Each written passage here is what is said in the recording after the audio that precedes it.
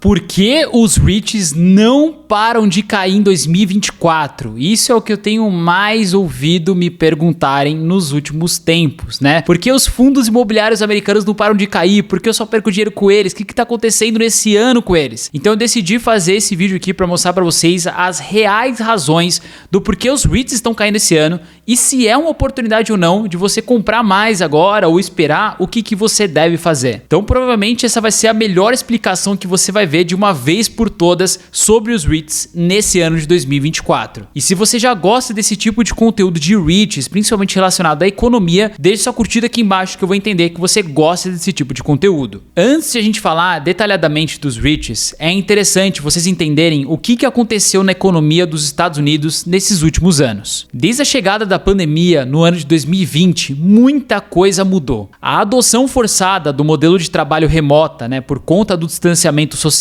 ela mostrou que muitas empresas não precisavam de espaços físicos dedicados, reduzindo a demanda por escritórios e imóveis comerciais. Esse aqui, só para vocês terem ideia, é um gráfico que mostra a taxa de vacância, ou seja, o quanto de imóveis foram desalugados na parte comercial, principalmente a parte de escritório, ao longo desse tempo. E vocês veem que aumentou de 2021 para cá para 19% o total dos imóveis desalugados de escritórios, ou seja, tem menos pessoas querendo usar escritório por conta dessa mudança.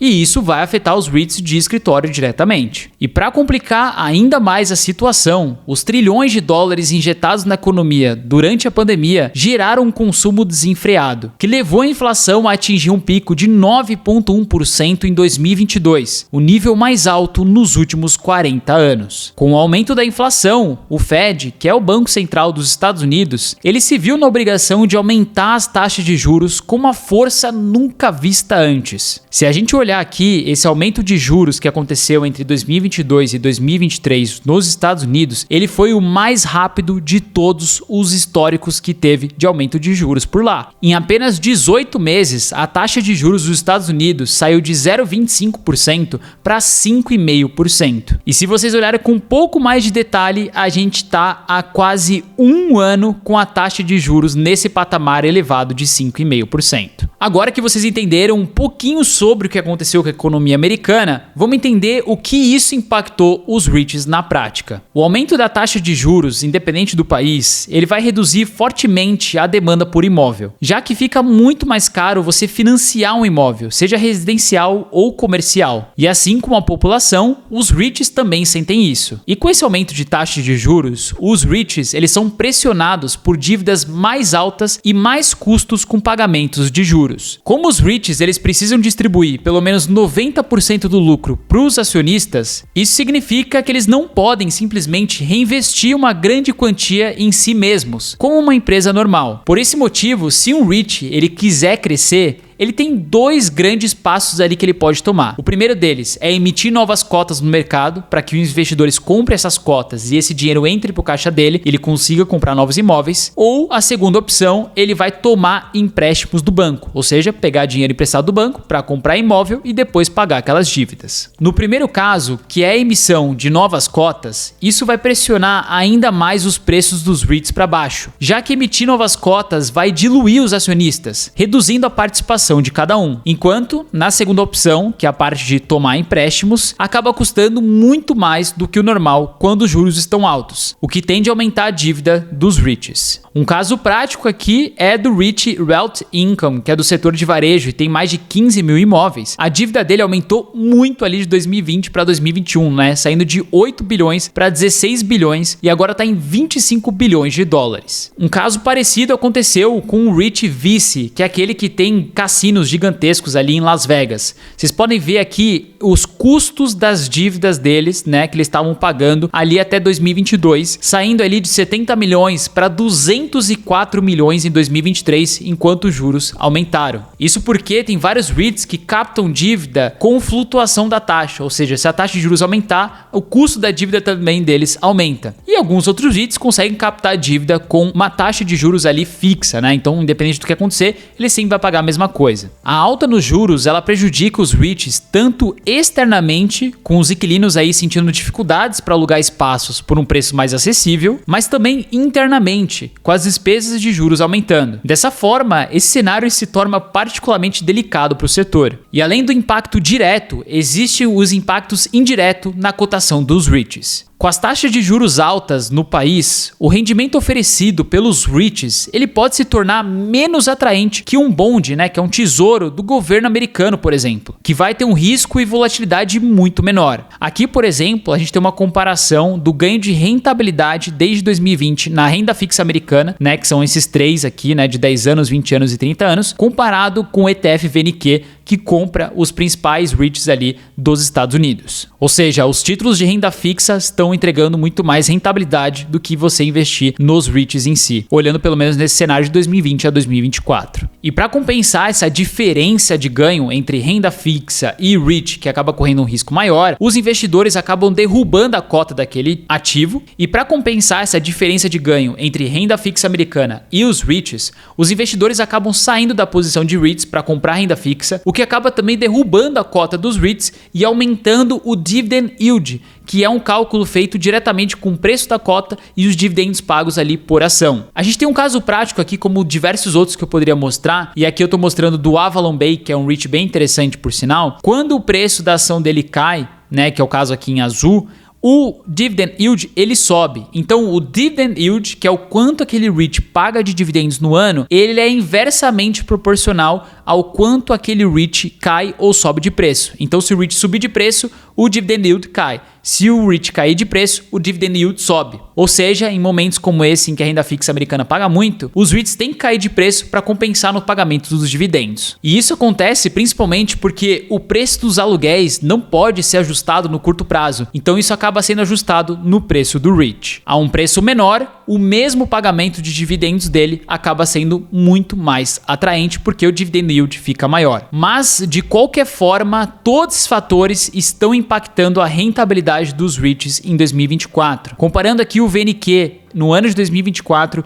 ele está rentabilizando menos 6,5%, né? O ETF VNQ é aquele que compra vários REITs na Bolsa Americana. E se a gente comparar com o S&P 500, né, que compra as 500 maiores ações dos Estados Unidos, no ano de 2024 ele está rentabilizando 16%. Então é uma diferença bem bruta. E eu quis até trazer uma tabelinha comparativa muito legal que mostra alguns períodos aqui nos Estados Unidos aonde a gente teve o aumento de taxa de juros, tá? Então, por exemplo, aqui de 1976 a 1981, a gente teve um período de aumento de juros. Em 1998 a 2001, a mesma coisa. E como que foi a rentabilidade dos REITs e das ações nesse período? E o que a gente pode ver, em vários anos, os REITs, eles fecharam, né, o período ali de aumento de juros em positivo. Como o ano aqui de 1976 a 81, que ele fechou com 137% de rentabilidade, enquanto as ações fecharam com 46%. Agora, em outros anos, por exemplo, como em 1986, os REITs eles fecharam em menos 10%, enquanto as ações valorizaram 10%. Ou como a bolha.com aqui, que aconteceu em 1998, onde a gente teve um aumento de juros, os REITs valorizaram 27% nesse período, enquanto as ações também valorizaram 27%. Então o que a gente consegue entender é que não tem muito um cenário do que realmente acontece quando os juros aumentam ou caem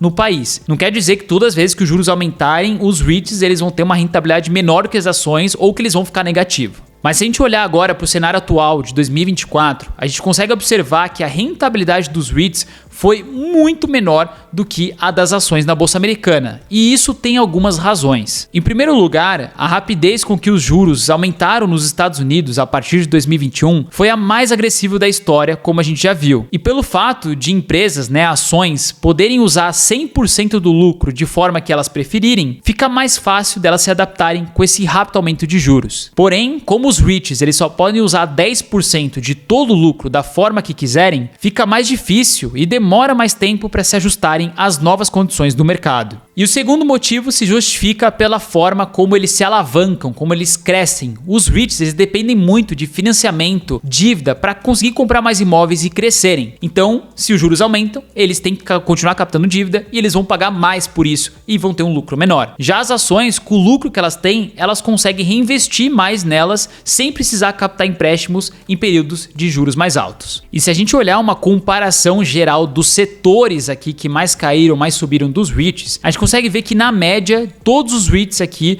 no ano de 2024, eles ficaram no negativo, né, em menos 2%. Mas tem setores que puxaram mais negativamente, como o setor industrial, que é o setor de galpão, que está em menos 12% agora nesse ano de 2024. O setor de escritório está menos 5%. O setor de timberland, que é basicamente o setor ali de árvores, né, aqueles campos que eles plantam árvores em si, caindo 16%. Telecomunicação caindo 11%. E pelo outro lado, a gente tem setores como healthcare, né, que é saúde, subindo 10% e residencial subindo 7%. Então, por essa tabela, dá pra gente ver que a gente teve um mix de setores que foram um pouco mais prejudicados do que outros. E que, na verdade, não existe nenhum coringa por trás de toda essa queda. Mas afinal, vale a pena investir nos REITs agora em 2024? No modo geral, o mercado de REITs está muito volátil com a questão de taxa de juros e expectativa de crescimento para o futuro. De certa forma, a gente está vendo diversos REITs aí sendo realmente depreciados a 20%, 30% e muitos deles eu acredito que os investidores estejam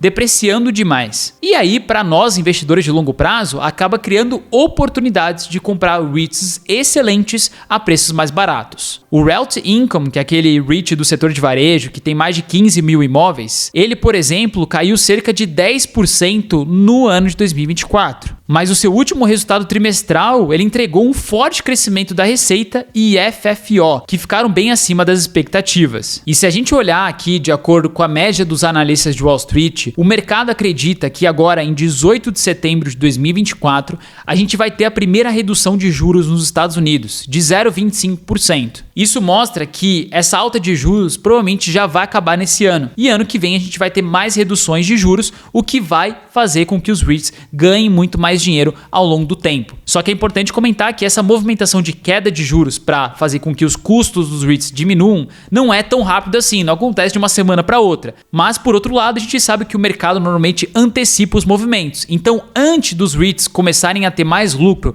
por conta dos custos menores de dívida, já que os juros vão diminuir, a bolsa americana ela consegue já valorizar antes, já avisando que isso vai acontecer. Então, de resumo, eu acredito fortemente que agora é um excelente momento para você comprar mais REITs para sua carteira e lembrando de comprar aqueles REITs que são bons. Nada adianta você comprar aqueles REITs ruins porque nada vai acontecer com eles. Então, se você gosta de REITs, pode ser que esse cenário seja um dos melhores para você ter mais posições. Mas eu queria saber de vocês qual que é a sua opinião sobre o mercado de REITs em 2024 e se você está comprando ou não para sua carteira. E se você gostou desse vídeo, não esqueça de deixar curtida aqui embaixo e veja se você está inscrito no canal também, porque tem muita gente que assiste meus vídeos, mas ainda não está inscrito. Esse aqui é o melhor canal para você ficar atualizado sobre investimentos do exterior. A gente se vê no próximo vídeo. Valeu, até mais!